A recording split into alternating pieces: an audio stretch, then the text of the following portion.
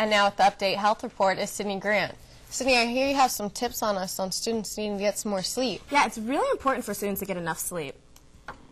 It's all too common that students don't sleep very much during the week, but try to make it up on the weekend. Well, some doctors are saying that may lead to poor health.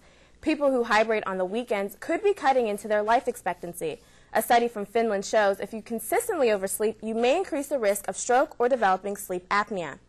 There may be soon a new product on the market to help smokers give up their bad habits. According to the National Institute on Drug Abuse, a product called NicVax has reached phase 3 of clinical trials. That's the last step before the drug can go before the FDA for approval. Researchers believe NicVax will permanently stop nicotine cravings. The American Cancer Society reports nearly 30 million Americans are trying to quit smoking. Researchers have found people whose diet consists of fruits, vegetables, nuts, and fish are 30% less likely to be depressed. Doctors believe this Mediterranean diet may improve blood vessel function and replace cell damage, which reduces the chances of developing depression. The study shows snacking on fruits and veggies can also reduce the risk of heart disease and cancer. People laced up their sneakers to help fight pancreatic cancer. Purple Stride 2009 was held at Tyler State Park. More than 2,000 people took part in the event. It raised more than $330,000. Purple Stride is also held to raise awareness about pancreatic cancer and the people who are affected by the disease. 10 years ago, before Pancreatic Cancer Action Network existed, pancreatic cancer did receive the least amount of funds. And in the past 10 years, we have increased the funding nationally by 400%. Each year, 60,000 people are diagnosed with pancreatic cancer, and only 5% survive more than 5 years. And pancreatic cancer is the 4th largest cancer killer in the U.S. for both men and women. So hopefully all the money that they raise for this event will help go towards a cure. Well, the Purple Stride event looks like a really awesome place to be. All right, thanks a lot, Sydney.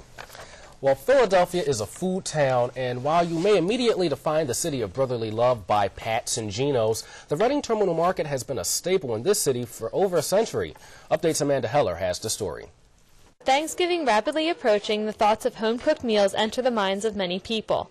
But whether or not you're going home for Mom and Dad's cooking, there's one place in Philadelphia that can satisfy that home for the holidays feel. The Reading Terminal Marketplace hosts vendors selling everything from fresh produce to already made dishes. You actually see them fix their food. I mean, you can actually see them bring out fresh ground turkey. Everything's fresh here, from the fruit to the food. Located on 12th and Arch Streets, the Reading Terminal Market has become one of the most prominent food hubs in the city since its inception over 100 years ago. You feel like you're family with Reading Terminal. And they have a wonderful general manager, and they have girls in the office who are wonderful to work with you, and they help seniors. They come and ask us, is everything all right? Do we like the food? The market is popular for a variety of reasons. Patrons come from all over the country to partake in the fresh fish, meats, and for those who have a sweet tooth, candies and desserts.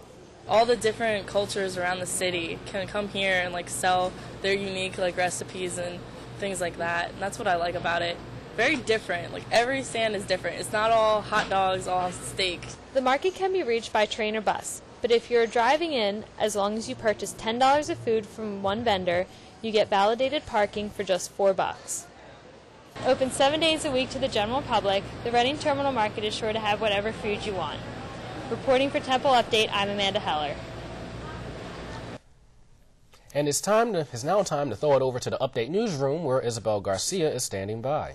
Isabel, I hear there's a new story about students who try to do too much at once. That's right, guys. College students love to be on their computer while listening to music and texting on their cell phones. But there's one problem with young people who attempt to multitask. We're not very good at it. Researchers at Stanford University found college students who immerse themselves in various media don't score very well in memory tests. Experts say the best way to study for an exam is to put away your electronics. A woman in Minnesota has taken the digital age to a new level. First, she blogged for 9 months about her pregnancy and recently gave birth to her daughter live on the internet. The 23-year-old teacher says she recorded each step of her pregnancy so everyone could experience the miracle of birth. You can see her videos at momslikeme.com. Though first impressions can be hard to undo, you can change the way you are perceived with the click of a mouse. According to Sonoma State University, the pictures you post on Facebook can say a lot about your personality. The research suggests if you want to be perceived as a warm and friendly person, post pictures where you look relaxed and smiling. To seem more adventurous, dress in a distinctive style that sets you apart. Is Sarah Palin back on Twitter? You betcha. The former Alaska governor says she's returning to the social network. Palin promises to keep her followers informed with daily tweets. Critics say the former vice presidential candidate is only joining Twitter to promote her new book. Ms. Palin's Twitter page currently has close to 10,000 followers. And guys, I wonder if followers will be able to see Russia from her Twitter page. Back to you. Thanks, Isabel. There are several ways to impress potential employers besides performing well in the interview. Here's Update's Megan McKierney with this week's The List on nonverbal ways of impressing a would-be boss. This list is designed for the students who are graduating this semester. AskMen.com says a good job interview may come down to your body language. Here's a list of the best way to say you want this job without ever saying a word. A firm handshake shows confidence and personality. Coming in at number 4 is proper grooming. Make sure the hair is combed and the teeth are brushed. A nice smile is a hit at number 3. Crossing your arms makes you look intimidating and unfriendly. And the number 1 body language tip is keep eye contact with the interviewer. Some of the other tips include avoid putting your hands in your pockets and don't fidget. This has been The List. I'm Megan McNerney. Temple Update. We'll be right back. Coming up on Temple Update.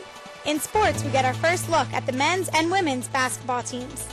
And some people aren't finding The Office very funny. When Temple Update continues.